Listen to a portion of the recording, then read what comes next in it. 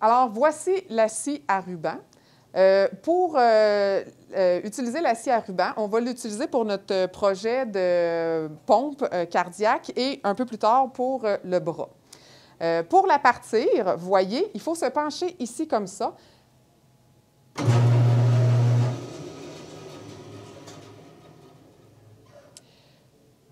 Pourquoi je me suis penchée pour la partir? Parce que je ne veux pas voir personne l'allumer comme ça avec son pied ou comme ça avec la pièce de plastique. C'est sûr que ça va fonctionner, mais ce n'est pas une façon de faire. Donc, on se penche et on la part. Je vous présente l'autre scie à ruban. Pour la partir ou la mettre sous tension, il faut appuyer ici sur le bouton vert. Il faut appuyer quand même assez fort. Et pour l'arrêter, il faut peser sur le bouton rouge.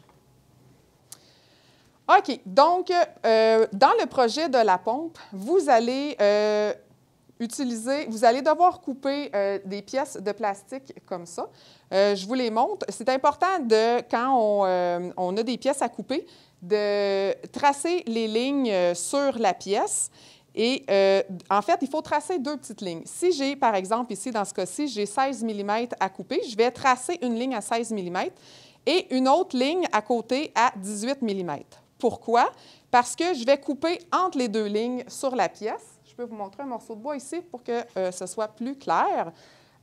Donc, je vais couper ici entre les deux lignes.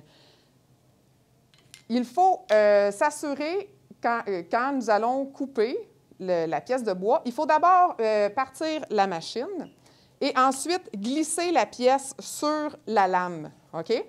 C'est important que la pièce de bois ne touche pas à la lame parce que si la pièce de bois ou de plastique, peu importe, touche à la lame quand on part la machine, avec la vibration de la lame, ça se pourrait que la pièce revole. Donc, c'est important de partir la machine, de s'aligner à la bonne place et de couper. Aussi, je vous signale que l'épaisseur de la lame, que la lame a une épaisseur, donc il faut toujours, quand on coupe la pièce, s'assurer que la partie que la ligne, le trait sur la pièce de bois reste sur la pièce de bois ou la pièce de plastique. Donc, le trait de crayon doit rester sur notre pièce. C'est important de couper un peu plus long que trop court, parce que si c'est trop court, bien, c'est tant pis. Si c'est trop long, on va pouvoir aller l'ajuster avec la ponceuse que je vous parlerai tout à l'heure. Donc, pour la démonstration ici, je vais déposer ici. Je dépose ma pièce de bois ici sur la table et ça va être important de la glisser sur la table. OK? On ne fait pas ça dans les airs parce que ça va être tout croche de toute façon. Donc, je mets ça ici comme ça. Voici de quoi va avoir l'air votre pièce à couper. Moi, je vais couper ici comme ça. Je veux juste vous mentionner que le bout de plastique ici, il fait comme une genre de banane, OK? Parce qu'il tord un peu. Donc, ça va être important quand vous allez faire vos lignes de s'assurer, vous voyez là, je le laisse rouler. Là, il roule comme ça, fait que je vais faire les lignes sur le côté que le tuyau s'est immobilisé. OK? Pourquoi? Parce que quand je vais venir pour couper, si mon tuyau il fait la banane, c'est-à-dire qu'il ne touche pas complètement sur sa pleine longueur à la table, quand je vais couper, bien, il y a des bonnes chances que le bout de plastique revole. Donc, je vous fais une petite démonstration. Alors, je vous fais une petite démonstration. On commence par le petit bout ou le gros bout? Pour couper cette pièce de plastique-là, ça va être super important de commencer par les petits bouts en premier. Pourquoi?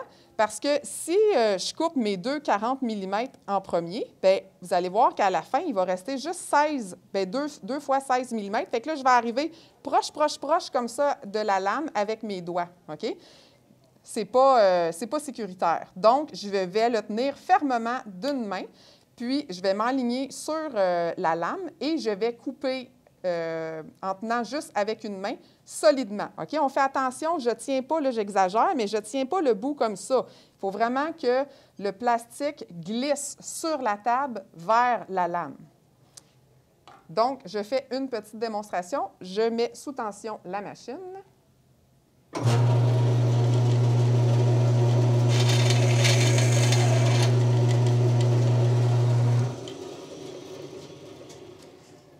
voyez, j'attire votre attention ici. La lame, quand je ferme l'appareil, la lame, elle continue de tourner quand même un petit peu. Ça y prend un certain temps avant de s'arrêter. Donc, je fais attention de ne pas mettre mes doigts où la lame allait. Si, par exemple, si ma pièce de plastique était restée proche de la lame comme ça va être important de fermer l'appareil, puis ensuite d'aller chercher la pièce avec nos doigts, ou sinon, vous pouvez prendre votre bout de plastique puis aller le tasser. OK? Je ne veux pas voir personne aller se mettre les doigts là. C'est trop dangereux. Donc, quand j'ai terminé, je peux nettoyer un peu ma surface et quand j'ai terminé de couper, c'est très important de fermer la machine. Si c'est moi qui travaille, si c'est moi qui pars la machine, c'est moi qui coupe, c'est moi qui la ferme. Même s'il y a quelqu'un d'autre qui vient couper en arrière de moi, c'est important de la fermer. C'est une question de sécurité. OK. Oui. Alors, je vous fais la démonstration pour le morceau de bois. Je vais déposer mon morceau de bois sur la table, partir la machine et ensuite, je vais le glisser vers la lame.